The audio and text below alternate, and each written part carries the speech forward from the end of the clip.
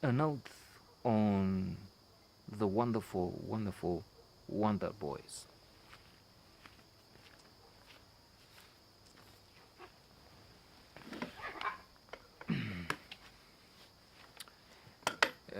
This is one of my favorite films, Wonder Boys.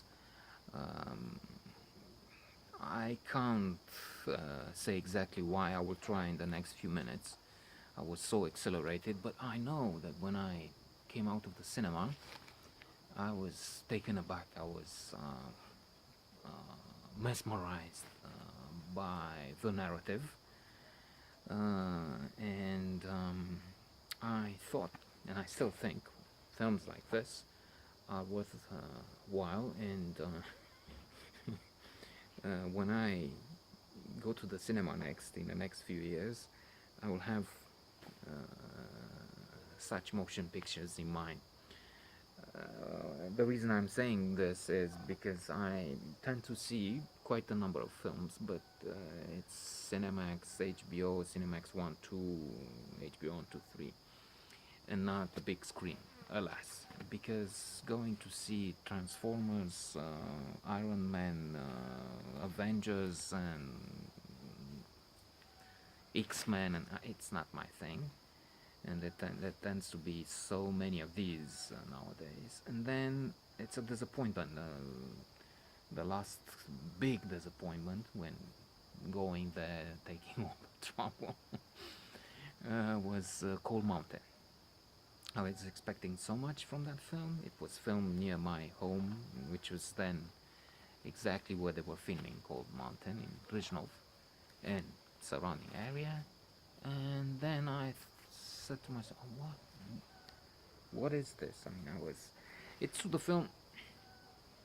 I've seen scenes from it again in the meantime, and although I'm far from thrilled, I still consider it a major disappointment. I understand that I went with too high expectations. I mean, Gela, beautiful scenery, Kidman, and on and on. Trying to return. This is fabulous, fabulous. Michael Douglas is wonderful as Professor Grady Tripp. There's Tobey Maguire, excellent. James Lear, his student. Francis McDormand, wonderful again.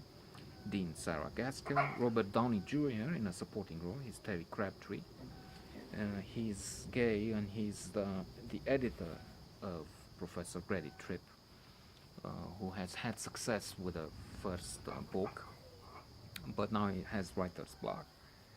And there's more. There's Katie Holmes as Hannah Green, who has a crush on Professor Grady. And there's Ula. That's a fabulous name, Ula. All this narrative takes place in Pittsburgh, and the intricate relationships. Professor Grady has an affair with Dean Sarah, who is married to the head of the literature department, and therefore somehow the boss of the professor. And not only that, she's pregnant. They're looking for a jacket of Marilyn Monroe. They're on the film. There's a dead dog, which they use in a bed to pretend that Lear is still there and sleeping. And there are all sorts of weird incidents, mistaken identities, rivalries. There's a professor with a success who comes to town that makes me think of Dan Brown.